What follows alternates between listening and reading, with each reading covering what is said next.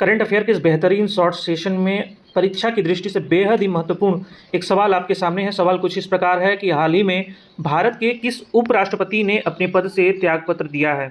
चार ऑप्शन हैं आपके सामने, एम वेंकैया नायडू, जगदीप धनखड़, हामिद अंसारी या फिर कृष्णकांत। तो जो यहाँ पर सही जवाब होगा वह है जगदीप धनखड़ जी। इन्होंने भारत के उपराष्ट्रपति के पद से त्यागपत्र दे दिया है। जगदीप धनखड़ जी का जन्म 18 मई 1951 को राजस्थान राज्य के झुंझुनू जिले के एक छोटे से गांव किठाना में जाट परिवार में हुआ था। यह भारत के निर्वाचित 14वें क्रम के उपराष्ट्रपति थे। उपराष्ट्रपति से संबंधित कुछ महत्वपूर्ण अनुच्छेद को देख लेते हैं।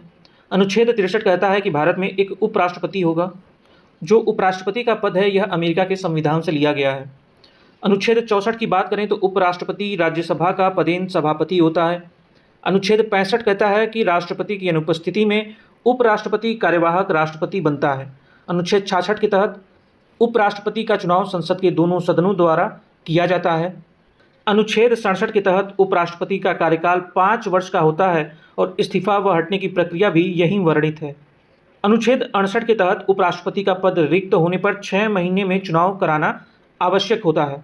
अनुच्छेद 69 के तहत उपराष्ट्रपति राष्ट्रपति के समक्ष अपना शपथ लेता है। तो प्रश्न कुछ इस प्रकार आपकी परीक्षा में बनेगा कि किस अनुच्छेद के तहत भारत का उपराष्ट्रपति किसके समक्ष शपथ लेता है, तो वो है अनुच्छेद 69।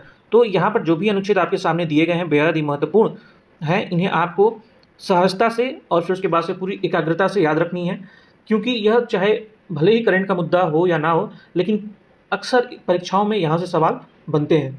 बात करते हैं अनुच्छेद 71 की। तो उपराष्ट्रपति चुनाव संबंधित विवादों पर निर्णय का अधिकार सिर्फ सर्वोच्च न्यायालय के पास में है।